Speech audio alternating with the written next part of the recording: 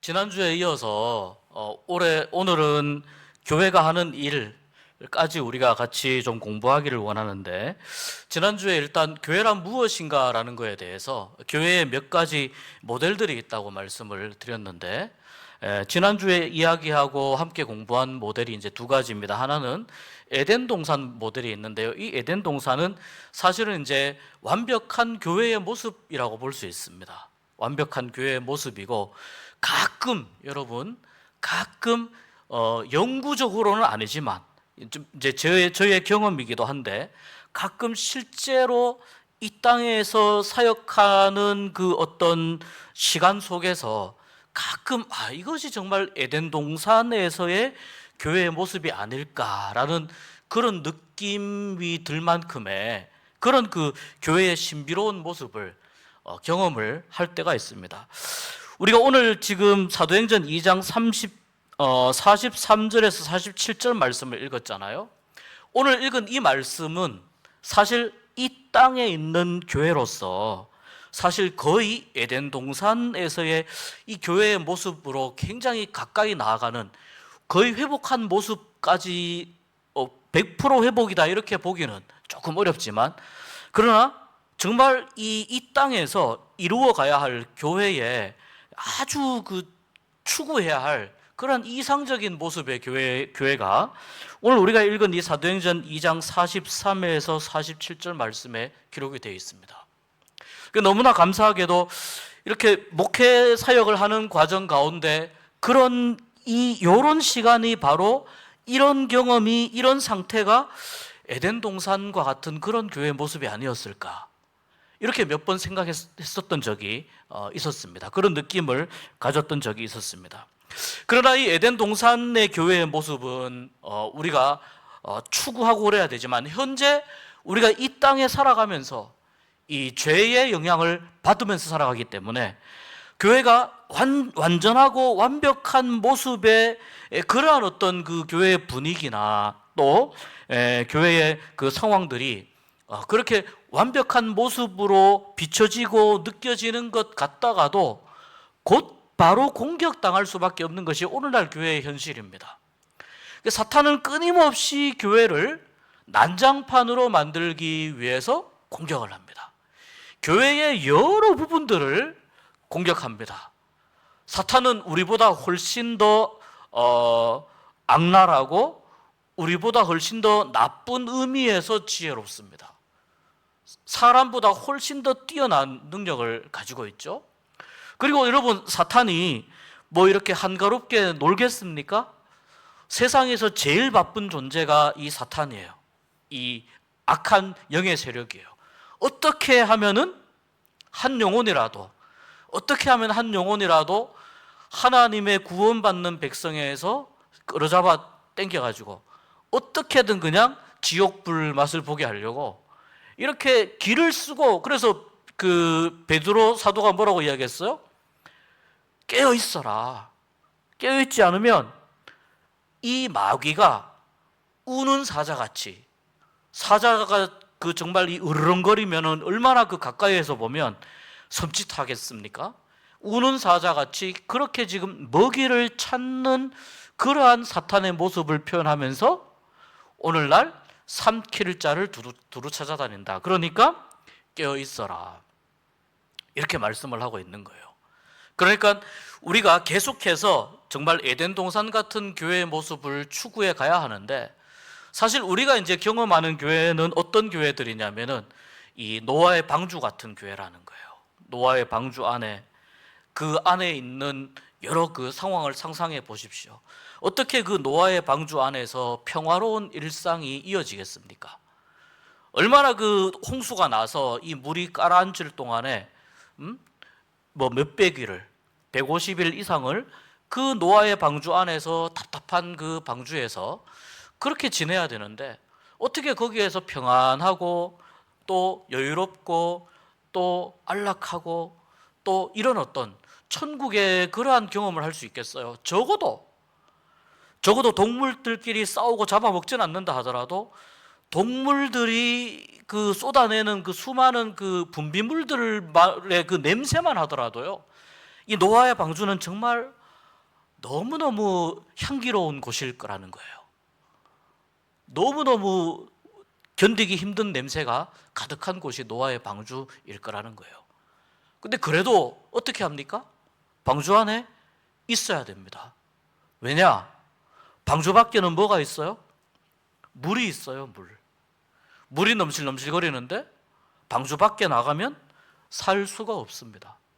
그러니까 방주 밖에 살 수 없기 때문에 어쨌거나 방주 안에 머물러서 이 홍수가 잠잠해질 때까지 기다려야 되는 거예요.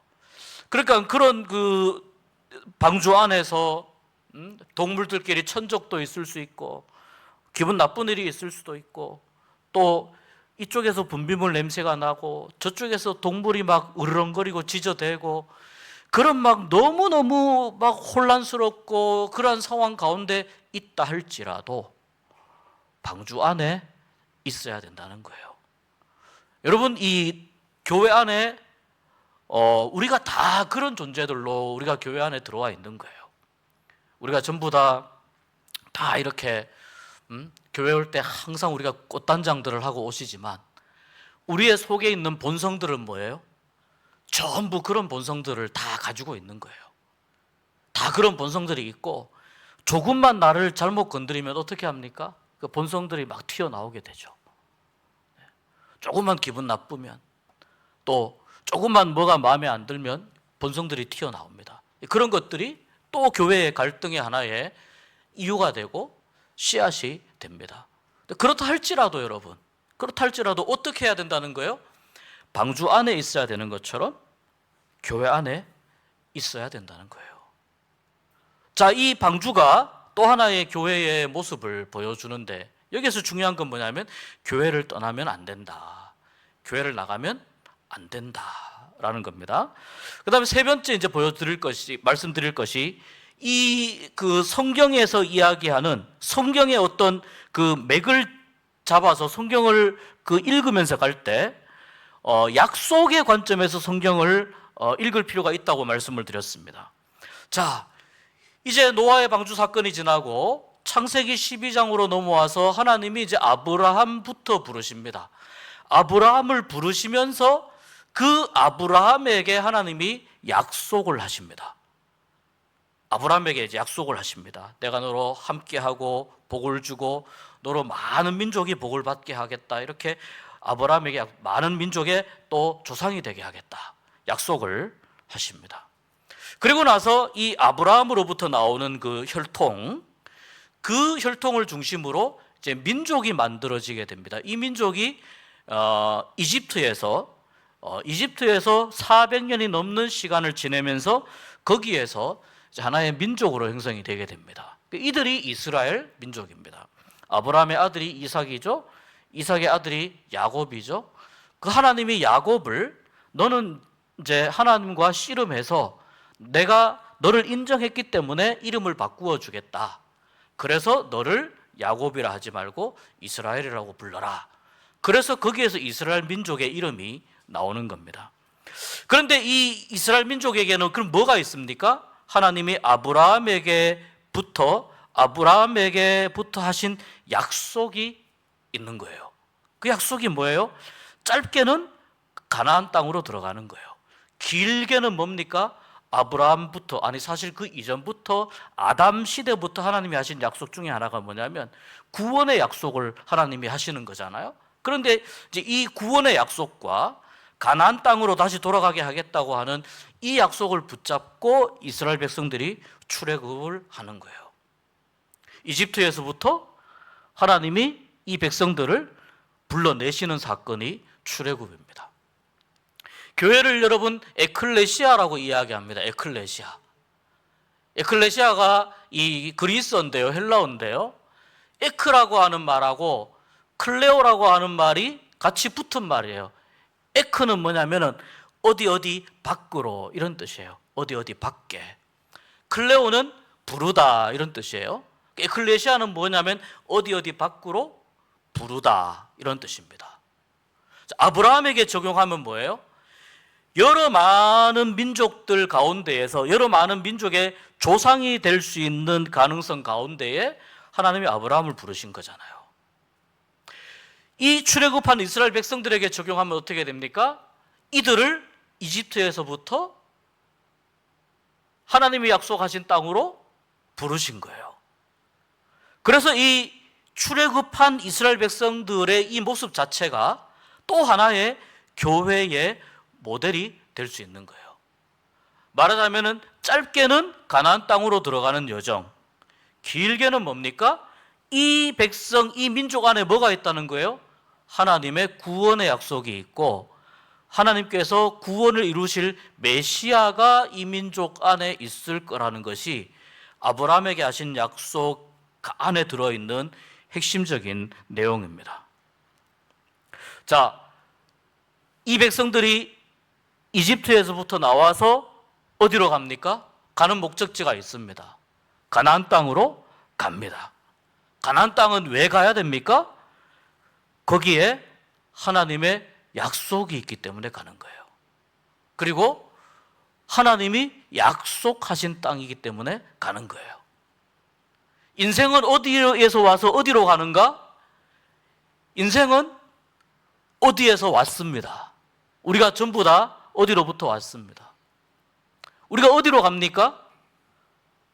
하나님의 약속 붙잡고 하나님 나라를 향해서 가는 것이 인생입니다. 그러니까 이 출애굽의 이 여정과 우리 교회의 모습과 또 우리 인생의 모습들이 굉장히 비슷하게 설명이 되어진다는 겁니다. 그런데 출애굽을 향해서 가는 그 과정을 한번 보십시오. 하루하루가 고난의 연속입니다. 광야를 지나야 되고 매일매일 먹을 것 때문에 싸우고 씨름해야 됩니다. 하나님이 만나를 주지 않으면 하루를 살 수 없습니다. 왜냐? 또 그 만나가 하루짜리예요, 하루짜리. 매일 만나를 거두러 텐트 밖으로 나가야 됩니다. 이게 뭘 의미하는지 아십니까, 여러분? 텐트 안에는 만나가 내리지 않아요. 우리가 치고 있는 이 천막 밖에 나가야, 들판에 가야 만나가 있어요. 뭘 의미하는지 아십니까? 만나는 생명을 살리는 음식이잖아요. 영적으로 해석하면 영혼을 살리는 하나님의 말씀이 되는 거예요. 그렇다면 이 만나를 매일매일 먹지 않으면 어떻게 된다는 겁니까? 영혼이 죽게 된다는 겁니다. 영혼이 금식하려고 작정했다면 또 모르지만 영혼이 말씀을 공급받지 않으면 영혼이 죽게 되어 있습니다. 그러니까 계속 매일마다 하나님이 매일마다 만나를 그렇게 거두라고 하신 이유가 있어요. 이 만나를 거두면서 오늘 또 내가 하나님의 은혜로 살아가는구나. 이걸 깨닫는 거예요. 인생길에서 뭘 깨달아야 돼요? 이걸 깨달아야 되는 거예요. 오늘 또 내가 하나님의 은혜로 살아가는구나. 오늘 또 여러분 우리가 지금 뭐 다 잘나서 살아갑니까? 여러분 우리가 하나님 앞에 딱 서게 되면 우리가 잘남을 자랑할 것이 과연 뭐가 있습니까? 아무것도 없습니다. 내가 그렇게 끝까지 안간힘을 써서 붙잡고 있던 그 무언가가 있다 하더라도 그거 하나님 앞에 내어놓고 자랑할 수 있을까요? 아무것도 자랑할 게 없어요. 그럼 우리가 무엇을 붙잡고 살아가야 됩니까? 우리가 무엇을 붙잡고 살아가야 돼요? 하나님이 매일매일 주시는 은혜를 붙잡고 살아가야 되는 거죠. 이것이 일상생활 속에서 매일매일 고백되어지는 삶이 뭐냐면 신앙생활이에요. 매일매일의 삶에서 오늘 또 하나님 은혜로 살아갑니다. 어제도 하나님 은혜로 살았습니다. 얼마나 이 세상에 사건 사고가 많습니까? 근데 그런 분들이 계실 거예요. 목사님, 저는요 지금까지 한 번도 그런 사고 안 당했어요. 그런 사건 안 당했어요. 그렇게 말씀하시는 그분일수록 더 감사하셔야 돼요. 한 번도 그런 사고 안 당한 게 얼마나 감사한 일이에요. 혹시 그런 어려운 일을 겪었다가 또 다시 회복하고 했던 분들도 또한 감사할 이유가 있는 거죠. 그 일을 통해서 하나님의 은혜와 사랑을 깨닫게 되었기 때문에 또 감사하는 거예요. 그러니까 이 출애굽 모델은 뭐예요? 광야길과 인생길이 비슷하다는 거, 똑같다는 거를 그렇게 알고 가는 거예요. 교회도 마찬가지입니다, 여러분. 교회도 무슨 어떤 생각 그런 걸로 교회가 가는 게 아닙니다. 교회도 하나님의 은혜로 가득 채워지면 자연스럽게 막혔던 문제들이 다 풀어지고 해결이 될 줄 믿습니다. 하나님의 은혜로 채워지고 하나님의 성령이 주관하시고 하나님의 사랑으로 덮어주고 그러면 교회에서도 여러 가지 복잡한 문제들이 다 해결되는 것, 그것을 교회가 매일매일 경험하면서 살아가야 된다는 거예요. 이 광야를 지날 때 여러분 보십시오. 주위의 다른 민족들이 아말렉 같은 경우는 아주 비겁하게 그 행렬의 뒤에 떨어져서 아픈 사람들, 노약자들, 그 다음에 걷다가 지쳐서 막 주저앉을 수밖에 없는 이런 사람들을 비겁하게 뒤에서 공격을 해가지고, 그래서 하나님이 내가 아말렉은 끝까지 가만 안 둔다 이렇게 말씀하신 겁니다. 출애굽기 17장에서 끝까지 내가 아말렉은 가만 안 둔다. 그러니까 외부에서 다른 민족들이 이 이스라엘 백성들을 계속해서 지켜봅니다. 지쳐서 쓰러지도록 지켜봅니다. 니들이 제대로 가나 보자, 똑바로 가나 보자, 지켜봅니다. 자, 밖에서 수많은 적들이 노려보고 있죠. 그러다가 조금만 약해지면 어떻게 합니까? 공격해오죠. 이스라엘 백성들을 어떻게든 약속의 땅으로, 하나님의 약속으로 가지 못하도록 어떻게든 방해하려고 하는 외부의 세력이 있어요. 밖에만 적이 있습니까? 이스라엘 백성들 안에 어떤 일들이 있습니까? 여러 다양한 일들이 있습니다. 예를 들어 모세의 지도력에 대해서 심각하게 도전하는 그러한 일들이 있고, 또 그 안에서 우상을 찾아서 하나님이 여전히 이 백성들을 이끌고 계심에도 불구하고 우상을 찾는 그러한 어리석은 일들도 있고, 음행하는 일들도 있고, 또 한 곱이 넘었는데 그 다음에 또 다른 어려운 일이 나타나니까 뭐 합니까? 또 원망을 합니다. 모세와 하나님을 원망합니다. 그러니까 하루하루 광야를 걸어가는 이 출애굽의 여정이 이 백성들에게도 아주 심리적으로 고달픈 일이라는 거예요. 그러다 보니 마음이 상하기도 하고 서로 싸우기도 하고, 그러다 보니 서로를 인정하지 못하는 일들도 생기고, 또 우상에게 눈을 돌리기도 하고 음행을 하기도 하고, 이런 일들이 내부적으로도 생기는 거예요. 그러니까 이 출애굽 모델은, 교회로서의 출애굽 모델은 뭐예요? 내부의 수많은 갈등, 그 다음에 외부의 수많은 적들, 이러한 환경과 상황을 안고 여기에서 만들어진 수많은 위험한 일들과 또 생명을 위험하는 그러한 일들이 있음을 알고 그 어려움들을 안고 조금씩 가나안 땅으로 가는 거예요. 교회가 항상 평안하면 얼마나 좋겠습니까? 이스라엘 백성들이 평안하지 않았어요. 항상 평안하지 않았어요. 왜 이렇게 계속해서 가나안 땅으로 가느냐? 거기에 하나님의 약속이 있기 때문입니다. 거기에 하나님의 약속이 이루어지는 곳이 그곳이기 때문입니다. 그래서 가나안 땅까지 광야를 거쳐서 가야 됩니다. 이 출애굽 모델은 교회가 여러 가지 어려움과 혹독한 상황과 환경을 이겨내면서 또 내부적인 갈등들을 계속 수습하면서 하나님의 약속을 향해서 나아가는 그러한 교회의 모습을 보여줍니다. 그러나 끝내는 어떻게 해야 됩니까? 가나안 땅에 들어가야 되는 거죠. 결국은 하나님의 약속을 믿고 나아갔던 그 백성들이, 광야 2세대들이 가나안 땅에 들어간 것을 우리가 성경을 통해서 알 수 있습니다. 하나님의 약속을 붙잡고 우리 교회가 가야 할 곳이 있구나, 나가야 하는구나, 이것을 이 출애굽 모델에서 우리가 배우게 됩니다. 그 다음에 지난주에 읽은 말씀이 마태복음 이제 16장의 말씀이었습니다. 마태복음 16장에 이 예수님이 가이사랴 빌립보로 하는 곳에 제자들을 데리고 가시잖아요. 거기에서 그 가이사랴 빌립보는 우상 숭배의 그 대표적인 장소입니다. 거기 가면 여러 다양한 그 우상을 섬기는 신전들이 있습니다.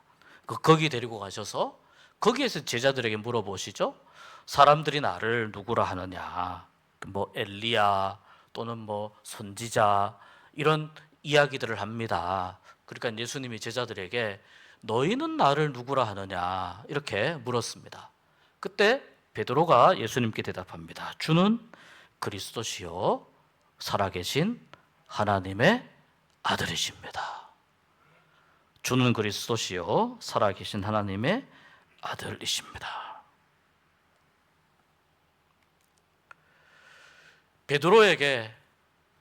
베드로가 반석이라고 하는 의미가 있지만 우리 주님이 그 고백을 들으시고 하신 말씀이 이거예요.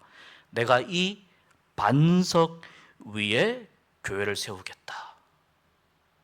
무슨 뜻이에요? 베드로가 고백했던 그 믿음의 고백 위에 거기에 뭘 세우겠다는 거예요? 교회를 세우겠다는 거예요. 우리가 여기서 중요한 걸 깨닫게 됩니다. 교회는 무엇을 토대로 만들어지는 곳인가? 예수 그리스도에 대한 신앙 고백이라고 하는 토대 위에 교회가 세워지는 겁니다. 그래서 여러분, 교회는, 교인이라고 하는 말은 뭐냐면 예수를 구주로, 예수를 그리스도로 고백하는 사람이 그리스도인이에요. 그가 교인이고 그가 신앙인이에요. 예수를 구주로 고백하는 사람, 예수를 구주로 믿고 고백하는 사람들에 의해서 만들어지는 것이 이제 우리 주님을 통해서 신약 시대에 주님이 보여주시는, 하나님이 보여주시는 교회의 모델이라는 거예요.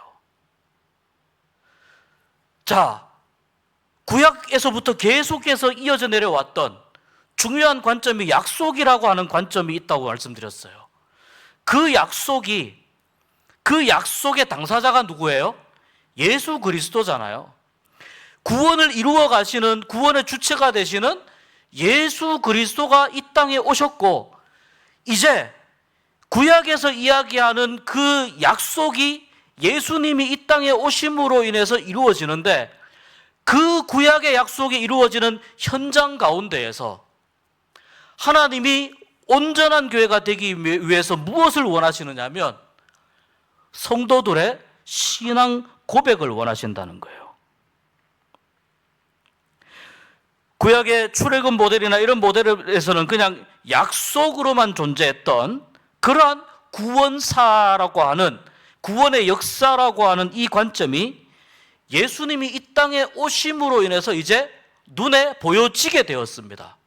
그런데 예수님은 이 땅에서 예수님이 교회를 세워 가시는데, 예수님이 교회를 세워 가실 때 반드시 교회 안에 참여하는 사람들이 반드시 가지고 와야 되는 것이 예수 그리스도를 구주로 고백하는 신앙 고백을 가지고 와야 교회가 된다는 겁니다. 이것이 없으면 뭡니까?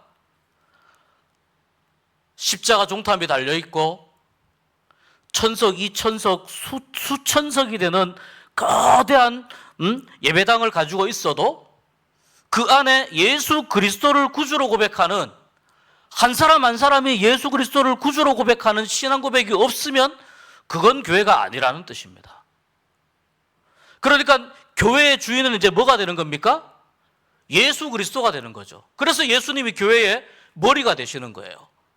예수님이 그래서 교회의 머리가 되시는 거고, 교회의 머리가 되신다는 말은 예수님이 우리의 머리가 되신다는 거예요. 그럼 우리가 교회를 만들어 갈 때 주님이 이 주님을 구주로 고백하는 성도들의 모임을 교회라고 하기도 하셨고, 성경에 보면 또 한 사람 한 사람이 또한 교회라고 말씀하셨거든요. 자, 이 두 가지 의미를 다 같이 합쳐서 교회가 그러면 이루어져 갈 때, 교회가 서기 위해서 무엇이 필요하냐면 나의 뜻대로 세워가는 것이 아니고 주님의 뜻대로 만들어가는 것이 교회가 된다는 뜻입니다. 교회의 주인은 예수님이기 때문에 우리의 머리도 누구이십니까? 예수님입니다. 그러면 예수님의 뜻대로 행해야 되는 거죠. 예수님의 뜻대로 믿어야 되는 거죠. 그 믿음의 가장 기초에 뭐가 있냐면 예수 그리스도에 대한 신앙의 고백이 있는 거예요. 그래서 여러분, 사실은 세례를 받을 때에 가장 중요한 것이 이 부분이에요.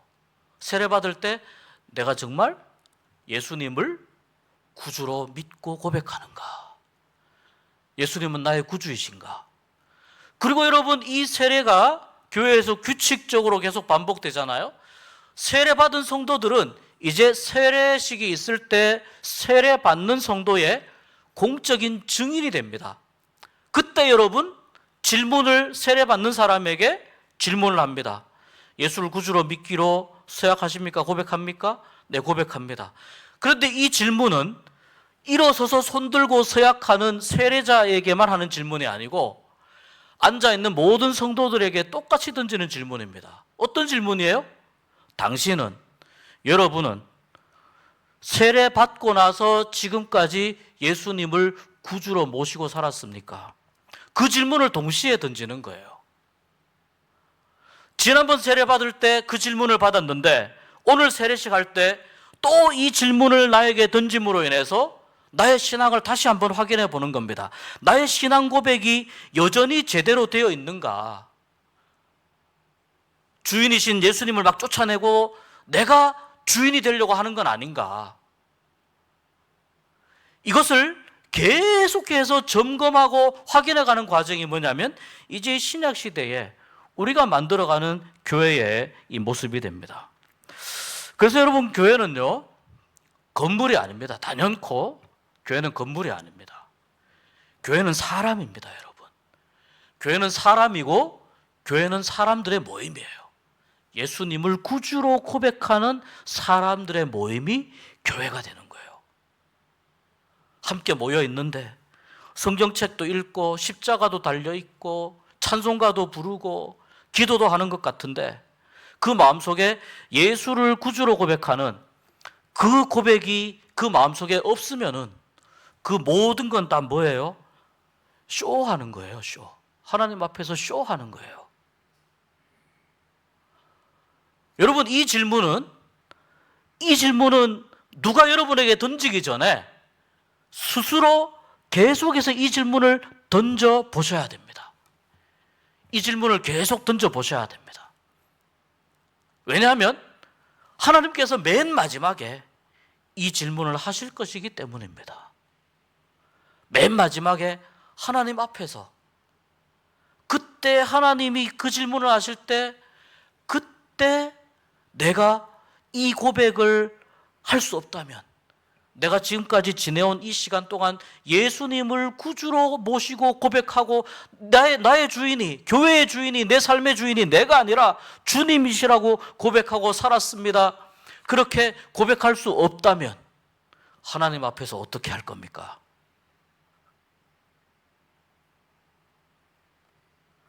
그렇기 때문에 항상 이 질문을 던져야 되는 겁니다. 그리고 여러분, 여기에 이 예수님을 구주로 고백하는 이 신앙 고백 위에 교회를 세우잖아요. 그리고 이제 이 교회를 주님의 뜻대로 이끌어가기 위해서 우리 하나님께서 성령님을 보내주신 거예요. 주님의 뜻대로 교회를 이끌어가기 위해서. 그래서 우리가 이제 교회의 모습이 어느 정도 이렇게 들어옵니다. 교회 안에 갈등도 있고 싸움도 있을 수 있어요. 서로 막 그럴 수도 있습니다. 그러나 그 가운데서 여전히 뭘 찾아야 됩니까? 주님의 뜻을 찾아야 됩니다. 하나님이 뭘 원하시는지 찾아야 돼요. 내가 아직 준비가 안 되어 있으니까 하나님, 내가 아직 준비가 덜 되어 있으니까 기다려 주십시오. 하나님은 저기 가기를 원하시는데 저는 지금 거기 못 갑니다. 하나님 그걸 원하지 않으세요. 하나님이 저기 가기를 원하신다면 내가 준비가 안 되어도 하나님의 말씀에 의지해서 가보는 거예요. 그래야 거기서 뭘 깨닫게 돼요? 그래야 거기서 나의 부족함을 깨닫게 됩니다. 그리고 하나님의 은혜를 거기서 발견하게 됩니다. 하나님의 은혜는요, 여러분, 내가 생각하는 나의 어떤 그 생각과 나의 계산된 틀 안에서 하나님의 은혜를 발견하는 것은 불가능해요. 왜냐하면 웬만큼은 우리가 다 계산할 줄 알거든요. 이 정도 하면 되겠지. 이 정도쯤이면 되지 않을까? 근데 언제나 하나님은 그 한계 너머에 하나님의 은혜를 준비를 하고 계십니다. 근데 많은 사람들이 어떻게 습관이 되어져 있냐면 내가 계산한 요 틀을 벗어나기를 힘들어합니다. 내가 알고 있는 이 틀과 내가 경험하고 있는 이 틀을 벗어나기를 힘들어합니다. 그러니까 하나님이 사람이 그렇다라는 걸 너무 잘 아십니다. 그래서 하나님이 뭘 하셨느냐? 그래서 성령을 보내주신 거예요. 왜 여러분 우리가 성령 충만해야 되느냐 하면 하나님이 우리의 한계를 너무 잘 알거든요. 우리를 이대로 내버려 두면 우리가 하나님의 기쁨이 될 수 없다는 걸 너무 잘 알거든요. 우리가 예수님을 구주로 모시고 살 수 없다는 걸 너무 잘 알아요. 그래서 하나님이 성령을 보내주셔서 성령의 감동을 통해서 하나님께서 지금 나는 요거밖에 안 되지만 저기까지 가라고 하시는구나. 성령님께서 감동하시면 한번 가보는 거예요. 그 차이가 무엇을 만드냐면 그 차이가 은혜의 크기를 만들게 돼요. 그걸 여러분 해보시라는 거예요. 이 경험을 해보셔야 신앙생활을 진짜 재미있게 하게 됩니다. 이 경험을 해보셔야 정말 성령님의 인도함을 받는 신앙생활이 되고 교회가 될 수 있습니다. 오늘 사도행전 2장 우리가 43절에서 47절을 읽었습니다. 여기 이 말씀 우리가 다 살펴볼 수는 없는데 여기 보면 여러 부분들이 이제 많이 있습니다. 그 다양한 관점에서 우리가 볼 수 있는데 43절 한번 보시면은 사람마다 두려워한다고 그랬어요. 여러분 이게 하나님의 그 권능 앞에 서게 되면 사람은 두려워하는 게 마땅한 거예요. 하나님 앞에 서서 두려워하지 않는 사람이 있다면 그건 좀 이상한 거예요. 사람마다 두려워하는데 사도들로 말미암아 기사와 표적이 많이 나타나니, 성령님께서 이 기사와 표적은 뭐냐면 지금까지 사람들이 경험해 보지 않았던 일들을 의미하는 겁니다. 사람들이 생각하고 계산했을 때 요 정도일 거다라고 생각했는데 그거를 넘어서는 일들이 기사와 표적입니다. 그러니까 사람들이 어떻게 생각합니까? 내가 생각하고 내가 한계라고 했던 것들을 성령님이 역사하시니까 넘어서네. 그걸 보게 되는 거예요. 그러니까 거기에서 뭘 느낍니까? 두려움을 느끼는 거죠. 그러니까 하나님을 두려워하는 마음이 회복되는 건 우리에게 굉장히 필요한 거예요. 그리고 여러분 쭉쭉 내려와서 46절 한번 보세요. 날마다 마음을 같이하여 성전에 모이기를 힘쓰고, 이때는 사실 초대교회 때 예수님이 승천하시고 나서 성령이 강림하신 이후에는 사실 매일 모였다고 합니다. 매일 모여서 함께 예배하고 그랬다고 합니다. 그러다가 이제 시간이 점점 지나면서 이 이제 모이는 날을 언제로 정할 것이냐라고 했을 때 예수님이 부활하신 날을 우리가 항상 그 부활을 지금 내가 경험하는 부활로 그렇게 믿고 고백하자라고 해서 이제 주일날로 모이는 것으로 이렇게 교회의 모임이 정리가 됩니다. 함께 모여서 뭐예요? 성전에 모여서 함께 예배하죠. 예배합니다. 그리고 집에서는 뭘 합니까? 각 가정에서는 떡을 떼며 기쁨과 순전한 마음으로 음식을 먹고, 음식도 어떻게 먹어요? 기쁘고 순전한 마음으로 먹어요. 물론 이제 요 과정은 아마 이렇게 애찬식 같은 이러한 과정이 포함되었을 거라고 봅니다. 그리고 47절에 보면 보세요. 하나님을 찬미하며 또 온 백성에게 칭송을 받으니 주께서 구원받는 사람을 날마다 더하게 하시니라. 여러분, 이 교회는 본질적으로 이제 교회가 하는 일로 넘어가야 되는데, 이거는 다음 주에 넘어가야 될 것 같습니다. 자, 교회는 본질적으로 하나님을 찬양하고 예배하는 일이 제일 중요합니다. 그리고 이 예배가 회복되면 교회의 여러 많은 기능들이 회복되게 됩니다. 예배가 회복되면 교회의 다양한 부분들이 회복됩니다. 그 결과로 뭐가 나오느냐? 교회 안 다니는 사람들이 교회를 보고 칭찬합니다. 교회 안 다니는 사람들이. 교인들이 나가서 전도지 돌리면서 우리 교회 칭찬해 주세요. 이야기 안 해도 교회 안 다니는 사람들이 그 교회를 칭찬하기 시작합니다. 그러면 어떤 일이 일어납니까? 교회 안 다니는 분들이 당연히 교회 오고 싶어 하죠. 네. 이게 교회로서의 모습을 회복하면 자연스럽게 결과로 나타나는 이 전도의 열매가 이렇게 이어지는 거예요. 자연스럽게 이렇게 되는 거예요. 그래서 백성에게 칭송받으니 그 다음 결과가 뭐예요? 주께서 구원받는 사람을 날마다 더하게 하시니라. 사도행전 2장에 나오는, 그리고 사도행전 3장, 4장, 5장에도 보면 이런 교회에 대한 말씀들이 좀 나옵니다. 이 사도행전 앞부분에서 이야기하고 있는 이 교회의 모습은 정말 그 에덴 동산 같은 그러한 교회의 모습이 이렇게 회복된 모습이 아닌가. 그리고 가장 성령의 강력한 역사하심을 경험했던 교회가 오늘 우리가 지금 읽고 있는 이 예루살렘 초대교회입니다. 여러분, 사람이 누가 하라고 한다고 이렇게 하겠습니까? 사람으로서는 못하죠. 사람으로서는 불가능한 일입니다. 그러나